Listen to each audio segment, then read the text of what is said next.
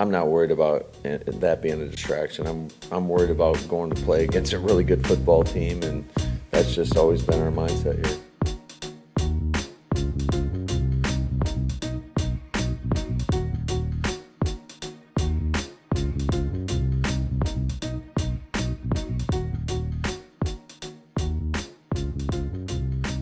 Sorry to ask you this because I know you said you didn't hear a lot of the radio interview. Then don't ask it, Lance.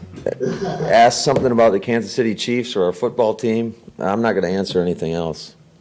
The only thing I wanted to ask, and you can answer it obviously however you want, is he said he took ivermectin, and obviously I don't even know what I don't know what that I don't even know what that word or term is. So I mean, I don't know what you're trying to get from me. I was just going to ask, as far as like the team doctor or team officials, are you okay with alternative medicine, or whatever, as opposed to what the team or the doctor recommends for the team? Yeah, I have no thought on that right now. I told you guys earlier, my thought lies with our team and finding a way to beat the Kansas City Chiefs. I don't necessarily know what you were supposed to take from that.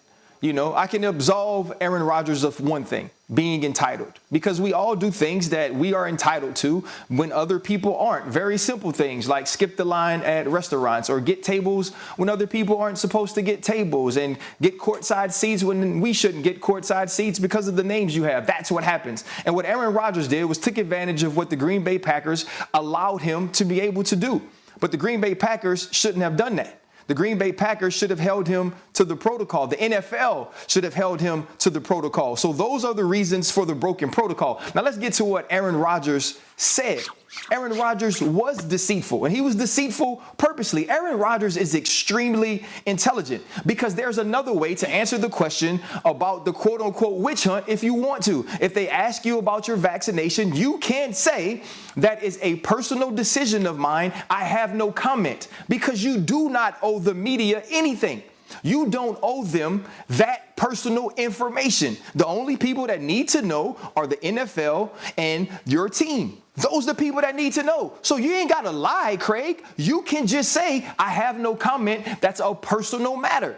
So you're wrong there if it's me looking at it. You were purposely being deceitful. You were purposely using wordplay to throw people off the scent of something, because this is what that also does. When the media from the outside looking in, who will scrutinize you, hears that you're immunized, they won't think about the fact that you're not following protocol. Why? Because of the deceitful gray area you have given us, we don't damn know that you're supposed to be following a certain protocol, so they ain't got to ask you. So the deceit in it and the intention in it was to get people off your ass. That's what happens. We get that. Say that though. Just say it.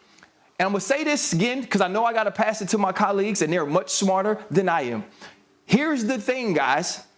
It is his personal decision to get the shot or to not get the shot. It is his personal decision to be vaccinated or not be vaccinated. He is not oppressed because he is asked to do certain things. And I am sick and tired of white men bringing up Martin Luther King when they want to draw some type of equation to oppression. The rules and the unjust things that he was talking about were things that was being done to black people because of their skin color.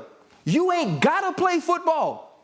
But if you do want to play football and you don't want to get the shot, you ain't got to, but you got to follow the protocol, and you didn't. You were wrong. Period. Opinion, if the NFL's evaluating it, then they shouldn't have let it get to week 7, 8. If he's breaking the rules, why didn't you hear something about it week 1, week 2, week 3? To me, yes, it's a little bit on Aaron, but it's also on the NFL. If you're going to set rules, then make everyone abide by those rules. And then if whatever he's breaking, then, and I don't know exactly what rules of who you're allowed to talk to, when you're allowed to, because there's 462 rules on this, and so I don't know exactly what rules. But then that's got to be where you could suspend someone. Tim, you got me. Knowing and then breaking those rules. You got me, Tim, because here's the point that you made that I just picked up on. I take back everything that I say. If the NFL, because you make a very valid point, if the NFL knew that he was not vaccinated, right, and you still watched him on the field without his mask on, you still watched him going up the players and all of that stuff, and you didn't feel he was in violation of anything, that's a good point. I'm making the assumption based on what they're saying about him not being honest and forthcoming about being vaccinated, that they were fooled too. But if they knew that he wasn't in violation, and if he's not in violation, then everything that I said does not matter. That's absolutely correct. I think the NFL would have to know, because you have to listen. I wasn't there for long, but I was at least there with the Jags for a little bit, where at least you had to tell them, you had to show your doctor's report, you had to show all of the different things. So I think the NFL and your team would know. Like, I would be blown away. Absolutely knew.